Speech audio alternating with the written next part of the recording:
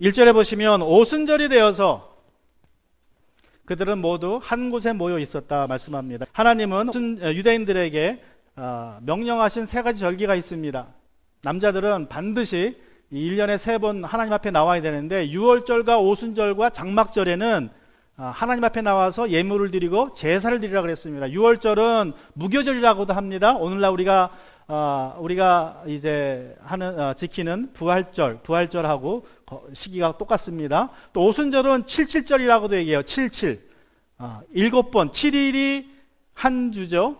그 한 주가 7번 있는 절이 77절인데, 그러면 77이 49, 50번째 데이가 날이 50이죠. 그래서 오순절입니다. 6월절 다음에 첫 번째 안식일부터 50일째 되는 날이 오순절이에요. 오순절. 그날 또 77절이라고도 하고, 또 이제 가을에 가면 장막절이라고 있습니다. 또는 수장절, 초막절이라 그래요. 왜 수장절이라 그러냐면, 장막절은 가을에 추수한 것을 다 이제 곡식 창고에 가다 놓는다, 담는다, 그래서 수장절이라 그러고, 또 그때 당시에는 초막을 짓고 살았습니다. 이 출애굽을 기념해서. 그래서 이 장막절은 수장절이라고도 하고 또 초막절이라고도 합니다. 저 3대 명절을 지켜야 되는데, 오늘은 오순절이 나오죠. 자, 6월절 다음 이 오순절에 사람들이 모였습니다. 그들이 누굴까요? 120명의 제자들이 모였습니다. 자, 그들이 한 곳에 모여 있었다. 예수님은 부활하시고 승천하시기 전에 제자들에게 하나님이 약속하신 것을 기다리라 그랬죠. 예루살렘 떠나지 말고. 그래서 제자들이 기다렸습니다. 자, 한 곳에서 기다렸는데, 사도행전 1장 13절에 보면 이렇게 말씀하고 있습니다. 그들은 성 안으로 들어가서 자기들이 묵고 있는 다락방으로 올라갔다. 다락방, 아마도 마가의 다락방일 것이다 라고 우리 성경학자들이 추정하는데, 자, 마가의 다락방에 예수님의 11제자와 예수님의 어머니와 예수님의 동생들 6명, 그리고 다른 여자 제자들 합쳐서 약 20명에서 많으면 30명 정도가 다락방에 있었습니다. 뭐 그 정도면 다락방에 올라가 있을 수 있겠죠. 또 사도행전 1장 15절을 보시면 그 무렵에 신도들이 모였는데 그 수가 120명쯤 되었다. 자, 다섯이 모였는데 그때에는 성도가 이제 신자들의 모인 자들의 수가 120명이라고 합니다. 여러분, 이 교회가 앉을 수 있는 공식 인원이 약 90명, 100명이고 자리를 꽉 채우면 한 120명이 앉아요. 그러니까 만약에 마가의 다락방에 모였다면 마가의 다락방이 얼마나 했어요? 이만했죠? 그런데 다락방 사이즈가 공터로 이만한 거는 흔치 않습니다. 그죠? 이게 나눠져 있으면 가능하지만, 그래서 아마도 마가의 다락방에 모이기보다는 다른 곳에 모인 것 같아요. 다른 곳에. 자, 그러면 어디가 제일 좋은 곳입니까? 사도행전 2장 2절에 보시면, 그때 갑자기 하늘에서 해찬 바람이 부는 듯한 소리가 나더니 그들이 앉아있는 온 집안을 가득 채웠다 그래요. 자, 온 집안, 여기서 집안이라 그러니까 저기가 마가의 다락방이겠다 이렇게 생각할 수도 있지만, 저 온 집안, 집이라는 단어를 보면 헬라 말로 오이코스라고 합니다. 오이코스. 저 헬라 말은 어떻게 번역이 됐냐면, 신약 성경에 보면 집이라고 번역이 됐고, 또는 가정이라고 번역이 됐고, 또는 홈, 또는 가게, 또는 교회, 하나님의 가족, 또는 집, 우리 건물, 집을 말하기도 했습니다. 그런데 중요한 것은 저 오이코스라는 말이 여기 보시는 것처럼 템플, 성전이라는 말도 번역이 돼요. 오이코스라는 말이. 그러니까 하나님의 집, 그러면 집이라는 말을 성전으로 번역을 했습니다. 자, 그래서 누가복음 5장 11장 51절에 보시면 아벨의 피에서 비롯하여 제단과 성소, 여기서 성소라는 말이 영어로는 템플이지만 헬라 말로 보면 오이코스예요. 오이코스, 집. 그래서 이 집이라는 것은 성전을 가리키는 말일 수도 있습니다. 아마도 120명이 모이기에는 이 마가의 다락방보다는 성전이 더 나았을 것 같아요. 그래서 우리가 이 집을 성전이라고 이해하는 것이 좋을 것 같습니다. 자, 그러면 성전 어디에 모였을까요? 자, 여러분 그림에서 보는 것처럼 이게 헤롯이 지은 두 번째 성전입니다. 저 가운데 있는 게 성전이고, 요것은 이제 이방인의 뜰이라 그래요. 이방인 아무나 여기에 들어올 수 있습니다. 그리고 요거는 솔로몬의 행각이라 그럽니다. 이렇게 삥 둘러가지고 행각이 있어요. 한 면이 튀어 있고 이렇게 기둥으로 쌓여져 있습니다. 거의 100개가 넘는 기둥으로 이렇게 쳐 있고 한쪽은 터져 있어요. 그 지붕이 있고, 아마도 이 솔로몬의 행각에서 모였을 가능성이 높습니다. 120명이. 그러니까 마가의 다락방보다는 훨씬 좋죠, 모이기가. 저기는 이 보시는 것처럼 이게 풋볼 필드인데 그 사이즈인데, 이 템플 성전의 그 건물은 이거보다 한 10배가 커요. 예? 이 풋볼 필드보다. 그러니까 한 많게는 10만 명이 한꺼번에 들어갈 수 있어요. 10만 명이. 최소한 몇만 명은 들어갑니다. 그러니까 뭐 120명 모이기에는 충분하죠, 저기가.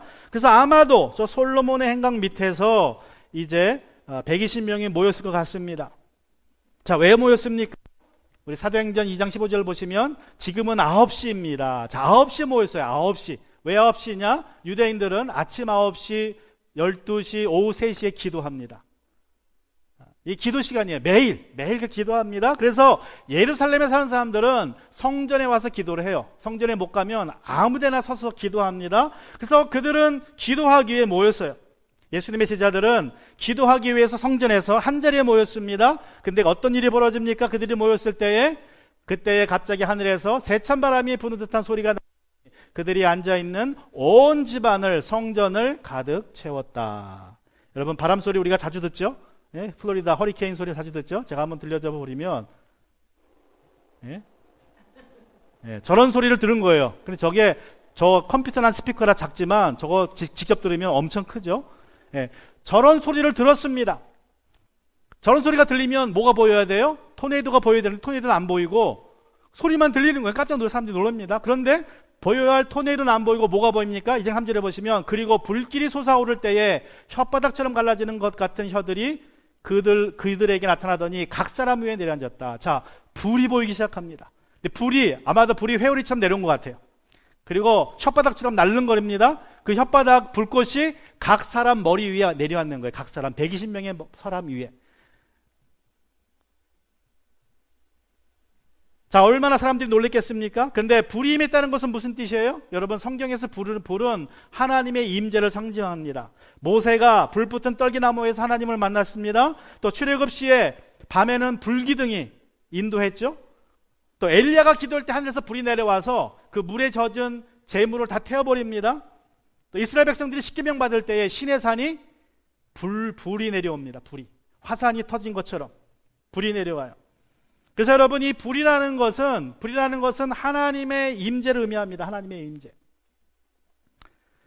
자, 불이 내려와서 어떤 일이 벌어졌습니까? 사도행전 2장 4절에 보시면 그들은 모두 성령으로 충만하게 되어서, 자, 성령으로 하나님이신 성령께서 그들에게 충만하게 되어서 성령이 시키는 대로 각각 방언으로 말하기 시작했다고 말합니다. 여기서 방언이라는 말은 헬라 말로 글로사라고 합니다. 글로사. 저 말은 우리 혀를 말하기도 하고요. 여러분 혀가 뭘 합니까? 혀는 말을 하죠. 그래서 언어란 뜻이 있어요. 그래서 글로사라는 말은 말, 언어, 혀 그런 뜻입니다. 그래서 저기서 혀 같은 것들 할 때도 글로사로 이 단어가 되어 있습니다. 여러분 성경에서 이 방언은 글로사는 언어를 의미한다는 뜻입니다. 반복해서 중얼거리는 그러한 말이 아니에요. 나중에 제가 설명 또 하겠습니다. 자, 그래서 이 120명의 사도들이 받은 방언은 다른 나라 말이라고 이제 2장 5절부터 설명이 되어 있습니다. 자, 예루살렘에는 경건한 유대 사람이 세계 각국에 와서 살고 있었다. 우리말 성경에는 그냥 경건한 유대 사람이라고 했지만 또 킹제임스에 보면 경건한 이방인과 유대 사람이라고 번역이 되어 있어요. 그래서 유대 사람들과 각 나라에 살던 이방인들, 경건한 하나님을 믿는 이방인들이 와서 살고 있었다. 무슨 말입니까? 순례를 온 것뿐만 아니라 어떤 유대인들은요, 외국에서 태어나서 본향을 그리워하다가 본국으로 와서 살아요. 예루살렘에 삽니다. 에모리 대학의 교수인 티모시 존슨이라는 분에 따르면 예수님 당시에 700만 명의 유대인이 전 세계에 살았는데 그 중에 200만 명이 팔레스타인에 살았고 500만 명이 로마 제국이 흩어져 살았다 그래요. 북아프리카와 소아시아와 로마 제국, 이탈리아에 살고 있었다고 이야기합니다. 자, 그래서 이 흩어져 살고 있던 사람들의 꿈이 이제 자기의 고향인, 영적인 고향인 예루살렘으로 가서 죽는 게 꿈이었어요. 그래서 많은 사람들이 이사 와서 살기도 했고 아니면 절기가 되면 순례자들이 찾아왔습니다. 특별히 오순절은 순례자가 제일 많았던 절기입니다. 왜 그러냐면 오순절은 봄이에요. 그래서 여행하기가 편합니다. 따뜻합니다. 그래서 제일 많은 순례자들이 오순절에 왔다고 합니다. 자, 그들이 이제 놀랬습니다. 왜 그래요? 우리 6절에 보시면 그런데 이런 말소리가 나니, 자, 말소리가 났다 그랬죠. 말소리. 배블링 소리가 아닙니다. 중얼거리는 게 아니라 말소리가 나니 많은 사람이 모여와서 각기 자기네 지방 말로 하는 제자들이 말하는 것을 보고 듣고 어리둥절하였다. 자, 왜 어리둥절했느냐? 7절부터 보면 이렇게 얘기합니다.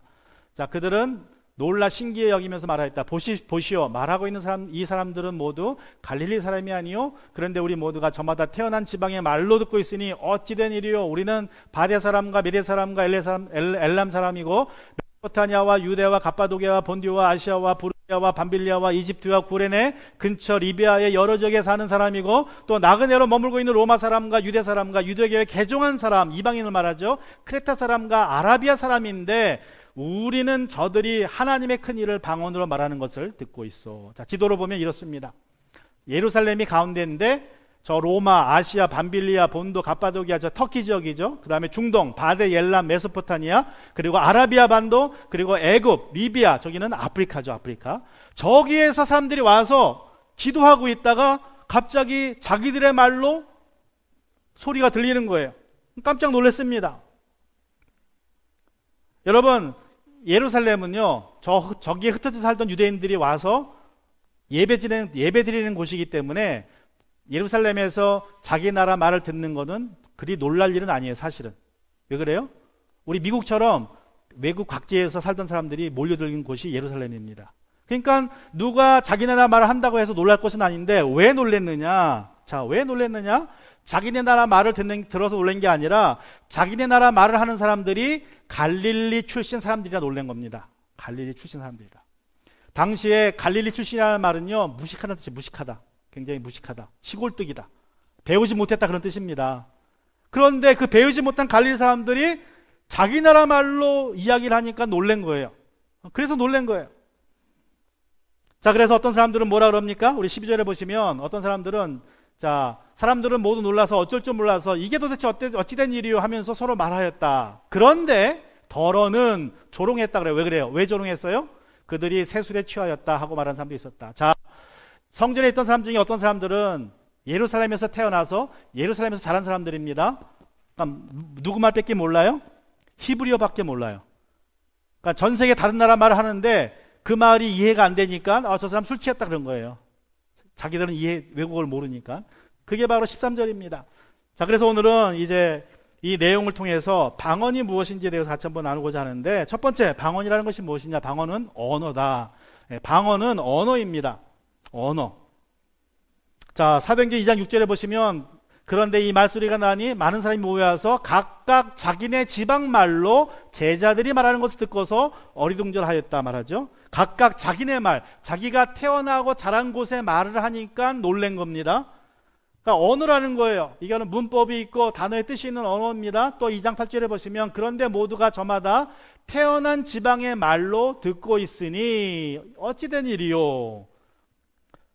자, 제자들이 방언을 말하는데 자기가 태어난 곳의 말로 하고 있다는 것을 그 외국 출신의 외국의 다른 나라에 태어난 사람 유대인들은 알고 있었습니다. 그래서 방언은 언어입니다. 이거는 외국어예요, 외국어. 그게 방언이다. 두 번째, 자, 방언은 성령 충만 또는 성령 받은 것의 한 가지 증거입니다. 한 가지 증거. 유일한 증거가 아니라 한 가지 증거이다.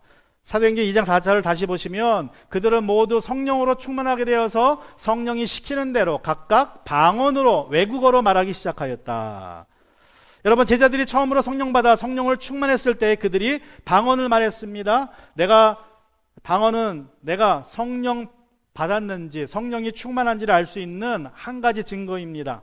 그래서 방언이 유일하게 성령 충만의 증거는 아니라는 것이죠. 왜냐하면 사도행전 8장 39절에 보시면 그들이 물에서 올라오니 주님의 영이 빌립을 데리고 갔다. 그리고 내시는, 자, 빌립이 내시를 복음을 설명하고 침례를 줬습니다. 그리고 내시는 빌립을 더 이상 볼 수 없었지만 기쁨에 차서 가던 길을 갔다. 내시가 복음 듣고 침례 받았는데 기쁨에 충만했다는 말은 성령으로 충만했다는 소리입니다. 자, 그래서 성령에 충만했다, 성령 받았다는 증거는 기쁨일 수도 있어요. 그런데 사도행전에서 보면 반복해서 방언이 나옵니다. 성령 받을 때마다. 사도행전 제가 고린도전서 12장 8절 10절 다시 설명해 드리면, 자, 바울은 또 어떻게 말하냐면 고린도전서에서는 성령 받으면 지혜의 말씀을 받고 지식의 말씀을 받고 믿음을 받고 병 고치는 은사를 받고 또 기적을 행하는 능력을 받기도 하고 예언의 은사를 받기도 하고 영을 분별하는 은사를 받기도 하고 방언을 말하는 은사를 받기도 하고 방언을 통역하는 은사를 받기도 한다고 얘기해요. 그러니까 성령을 받을 때에 저런 은사들이 나타납니다. 또 로마서 12장 6절부터 8절에 보시면 또 예언이나 섬기는 일이나 가르치는 일이나 또 권면하는 일이나 나누어주는 일이나 지도하는 일이나 자선을 베푸는 일도 성령이 주시는 은사라고 얘기합니다. 그런데 왜 사도행전에서는 저런 은사가 나타나지 않고 방언으로 하는 은사가 주로 나타납니까? 그게 이제 핵심이에요. 왜 사도행전에서는 성령이 임할 때에 대표적으로 방언을 하는 은사만 나타나는가? 우리 사도행전 10장 46절에 보시면 우리가 아는 것처럼 고넬료가 이제 사도행전 19장 6절에 보시면 이제 그 에베소에서 바울이 침례 요한의 제자들에게 안수할 때에 성령이 임해서 방언을 했다고 말합니다. 제가 여기는 기록하지 않았지만 사도행전 10장에 보시면 10장 46절에서 이제 고넬료가 베드로의 설교를 듣다가 성령이 임해서 방언으로 얘기를 하죠. 방언으로 얘기하죠. 자, 그래서 사도행전에 보면 성령이 임할 때마다 방언을 하게 돼요. 자, 다른 은사도 많은데 왜 방언이 주로 나타납니까? 왜 방언이 주로 나타나요? 여러분, 방언이라는 것은 외국어라고 그랬죠? 내가 배우지 않는 외국어를 아주 유창하게 구사하는 것이 방언입니다. 자, 여러분, 만약에 성령이 임했을 때에 다른 은사로 성령이 임했다는 것을 나타내려면 시간이 걸려요. 가령 내가 성령이 임해서 나에게 치유의 은사가 주어졌어요. 그러면 누가 또 있어야 돼요? 내가 증명하려면 병든 사람이 있어야 되죠. 또 예언하는 은사가 내가 받았다 그러면 예언을 누가 또 통역을 해줘야죠. 자, 그래서 다른 은사들은 그 은사를 증명하려면 또 다른 환경이 필요합니다. 그리고 다른 은사들은 흉내낼 수 있어요. 내가 예언해놓고 하나님 주신 예언이다 그러면 그걸 누가 어떻게 알아요? 증명이 잘 안 되잖아요. 그죠? 그런데 가장 확실하게 빨리 성령이 임했다는 것을 나타낼 수 있는 은사는 방언이에요. 방언. 내가 일본어 배우지 않았는데 성령이 내게 와서 일본어를 말한다면 그럼 확실하게 성령이 임했다는 것을 알 수 있죠. 그래서 이 사도행전이라는 특수한 상황 속에서 성령이 임했다는 것을 즉시로 보여주는 확실한 방법은 방언이 제일 좋은 것이라서 방언이 나타난 것입니다. 그래서 여러분, 우리가 성령 받을 때에 외국어를 하게 되는데 어떻게 보면 아멘도 방언이에요. 아멘. 아멘이 무슨 말이에요? 히브리 말이죠. 할렐루야도 히브리 말이죠. 또 마라나타도 히브리 말입니다. 그러니까 어떤 사람은 방언 받으면 이런 히브리어를 할 수도 있어요. 근데 자기도 모르게 그냥 이렇게 툭 터져 나오는 거죠. 자, 그래서 방언은 내가 성령 받았다는 증거입니다. 사도행전에서는 주로 방언이 나타났지만 그렇다고 방언이 내가 성령 받았다는 유일한 증거는 아니라는 것을 또 기억해야 됩니다. 또 세 번째로 왜 그러냐면 다른 방언도 있어요. 다른 방언. 성령이 주시는 방언도 있지만 다른 방언도 있습니다. 자, 사도행전 2장 4절 다시 가면 그들은 모두 성령으로 충만하게 되어서 성령이 시키는 대로 각각 방언으로 말하기 시작하였다. 그래서 성령이 시키는 대로라는 말을 헬라말로 하면 디도미입니다. 디도미. 이 말은 기입이라는 말이에요. 기입, 동사, 기입 또는 선물이라는 뜻도 있어요. 그래서 동사를 이렇게 여러 가지로 성경이 번역하고 있는데, 자, 성령이 시키는 대로, 즉 성령이 주시는 방언이 있다는 말이죠. 성령이 주시는 방언. 자, 성령이 주시는 방언 있다면 무슨 뜻입니까? 또 사탄이 주는 방언도 있다는 말이고 내 스스로 연습해서 하는 방언도 있습니다. 그러니까 방언은 세 가지 방언이에요. 성령이 주시는 방언, 사탄이 주시는 방언, 사람이 주는 방언. 세 가지가 있을 수 있습니다. 우리 한국에서는 목사님들이 옛날에 많이 그랬죠. 방언 받고 싶으면 뭐 하라 그랬어요? 할렐루야 하라 그랬어요. 할렐루야. 할렐루야를 막 하다 보면 자기도 모르게 혀가 꼬여가지고 방언이 터져 있다. 그래서 할렐루야를 반복시키는데 미국 목사님들은 할렐루야가 아니라 바나나를 거꾸로 하라 그래요. 나나바 거꾸로. 그러면 혀가 꼬여가지고 방언도 할 수 있다. 뭐 그러다가 진짜 외국어도 할 수 있겠죠. 그런데 중요한 것은 사탄이나 성령은 방언을 주는데 둘 다 외국어를 줍니다. 확실하게 이해가 되는 외국어를 주는데, 자, 그러면 내가 하는 방언이, 누가 하는 방언이 사탄이 주는 방언이냐 성령이 주는 방언이 어떻게 할 수 있습니까? 그것은 방언의 말의 내용을 들으면 알 수 있어요. 자, 사탄이 하나님 주시는 방언은 하나님의 큰 일을 찬양합니다. 하나님을 찬양하는 일이에요. 하나님을 찬양하는 일. 자, 그러면 그 당시 성전에 모여 있던 외국에서 태어나서 자란 유대인들이 성전에 와서 제자들이 하는 방언을 듣고 저 사람들이 하는 말이 하나님의 큰 일을 말하고 있다는 것을 어떻게 알았을까요?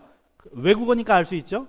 그죠? 그리고 그 내용이, 자, 그러면 어떤 내용이냐? 당시에 랍비들은요, 유대인들이 500만 명이나 되는 유대인들이 예루살렘에 안 살고 해외에 사니까 그들에게 뭘 허용했냐면, 자, 너희들이 쉐마, 신명기 6장 4절부터 9절까지 말씀, 쉐마나 18개의 기도문 같은 것들은 너희 나라 말로 사용해도 좋다, 이렇게 허락을 했어요. 그러니까 쉐마라는 기도문을 히브리 말로만 하는 게 아니라 자기가 사는 지역의 말로 하는 거예요. 그러니까 이 제자들이 뭐 했느냐? 아마도 제자들이 쉐마를 각 나라의 말로 암송했던 것 같아요. 유창하게. 그러니까 사람들이 듣고 아는 거죠. 아, 저 사람들이 쉐마를 하고 있구나. 하나님의 큰 일을 말하고 있구나. 반면에 사탄이 주는 방언은 어떤 내용입니까? 사탄도 외국어를 주지만 그 방언은 바로 하나님을 회방하는 내용입니다. 저주입니다. 자, 마지막으로, 자, 방언은 황홀경을 경험하게 한다. 여러분, 방언을 하게 되면, 성령 충만해서 방언을 하면 황홀경을 경험하게 되는데, 사도행전 2장 13절에 보시면, 그런데 더러는 조롱하면서 그들이 새술에 취하였다 하고 말하는 사람도 있었다. 자, 더러는 어떤 사람이에요? 유대에서 태어나서 히브리말 아람어밖에 하지 못하는 사람들, 외국어를 못하는 사람들의 입장에서는 120명의 제자들이 외국어를 막 샬라샬라 하니까 그거에 무슨 말로 들려요? 말을 막 그냥 배블링 하는 것처럼 들린 거예요. 자기가 알아듣지 못한 외국말이니까. 그러니까 생각이, 아, 저 사람들이 말을 막 내뱉는데 저거는 술에 취해서 중얼중얼거리는 것 같다. 그래서 새 술에 취했다고 말을 했습니다. 잘못된 거죠. 근데 중요한 건 술에 취했다는 말은 황홀경을 경험했단 말이에요. 그러니까 중얼중얼거리면서 흐느적거리는데 사람들이 보기에는 술 취한 것 같지만 사실은 뭘 경험하고 있는 거예요? 황홀경, 하나님을 종교적으로 깊이 경험하고 있다는 것입니다. 그래서 성령에 충만하면, 방언을 하면 황홀경을 경험합니다. 황홀경에 빠지게 됩니다. 다시 말하면 방언은 하나님과 깊은 교제를 하게 돼요. 아주 깊은 황홀경에 빠지는 깊은 경험을 하게 됩니다. 이것이 방언이 우리에게 주는 유익입니다. 방언은 우리가 하나님과 깊은 교제를 하게 합니다. 또 기도를 오래 하게 해요. 몇 시간이고 몇 시간이 몇 분처럼 기도하게 합니다. 밤새 기도해도 밤새 기도한지 모르게 느끼게 하는 것이 방언이라는 것입니다. 자, 그래서 사도 바울은 이제 또 이렇게 얘기합니다. 자, 하나님께서 우리에게 성령을 나타내 주시는, 은사를 주는 목적은 공동의 이익을 위한 것입니다. 즉 교회의 유익을 위해서 주는 거예요. 여러분, 하나님이 우리에게 은사를 주시는데 모든 은사는 우리에게, 교회에게 덕이 되는, 교회를 세우기 위해서 은사를 주십니다. 그런데 유일하게 한 가지 은사.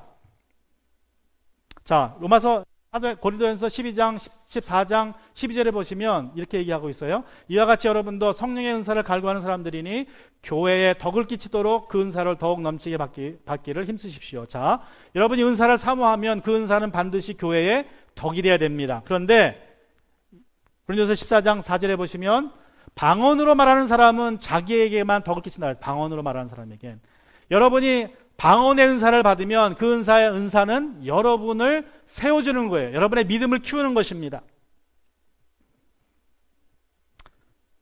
자, 바울은 고린도전서 14장 14절 15절에서 이렇게 얘기합니다.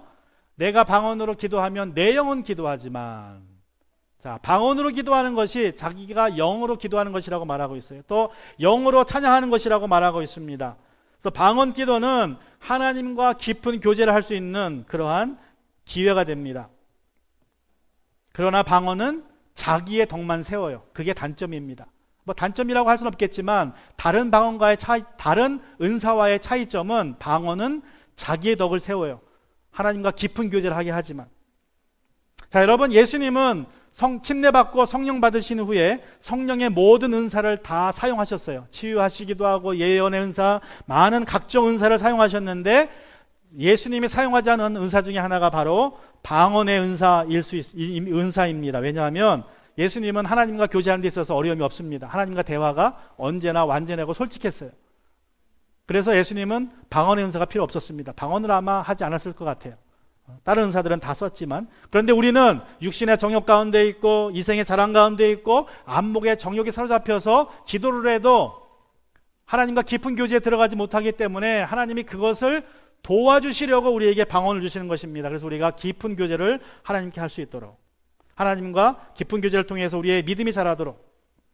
그 사도 바울은 방언의 유익을 알면서 이렇게 얘기합니다. 나는 여러분 가운데 누구보다도 더 많은 방언을 말할 수 있음을 하나님께 감사합니다. 여러분, 사도 바울이 고린도 교회의 모든 교인들보다도 방언을 더 잘하고 많이 했기 때문에 그는 5번이나 매를 맞았지만, 또 3번이나 채찍을 맞았지만, 1번 돌에 맞았지만, 3번 파선을 당했지만, 바다를 떠돌아 바닷속에서 있었지만, 또 강물의 위험과 강도의 위험과 동족의 위험과 이방 사람의 위험과 도시의 위험과 광야의 위험과 바다의 위험과 거디 형제의 위험 가운데 있었지만, 또 여러 번 수고하고 애쓰고 자지 못하고 줄이고 목마르고 굶주리는 춥고 헐벗는 고난을 당했지만, 이 모든 것을 이길 수 있었던 것은 그가 바로 누구보다도 더 많이 방언으로 기도할 수 있었기 때문입니다.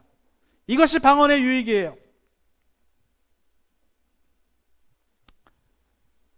여러분, 방언은 영어로 하는 기도입니다. 그래서 저는 방언을 하게 되기를 소망합니다. 하나님께서 성령을 주셨지만 하나님과 더 깊은 교제를 위해서 방언으로 기도하기를 소망하고 있습니다. 여러분도 그런 소망이 있기를 주님의 이름으로 축원합니다.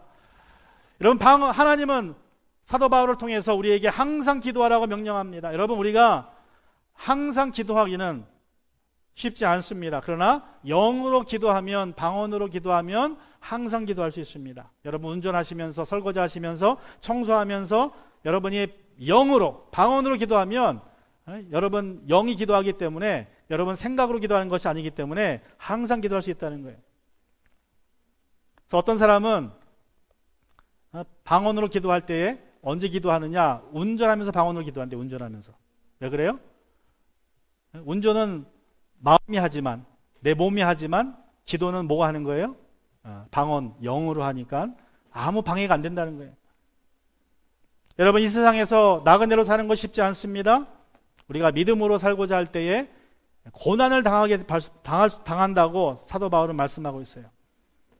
여러분, 믿음으로 살고자 할 때 당하는 고난을 어떻게 이겨나갈 수 있습니까? 이 세상 살면서, 우리는 이 세상에 속한 사람이 아니고 하늘에 속한 사람들인데, 이 세상 살면서 당하는 삶의 고달픔을 어떻게 헤쳐나갈 수 있습니까? 바울처럼 항상 수시로 영으로 기도하며 우리가 그러한 어려움을 이겨나갈 수 있는 줄로 믿습니다. 그래서 오늘 말씀을 통해서 여러분에게 권면하고 싶은 것은, 우리가 방언으로 기도하게 되기를 힘써야 합니다. 방언은 나의 유익을 주지만, 내가 믿음으로 강건해질 때, 방언을 통하여서 믿음으로 강건해질 때 우리나라와 우리 교회와 하나님의 나라에 덕이 되는 줄로 믿습니다. 같이 시간 우리 기도하기 원합니다.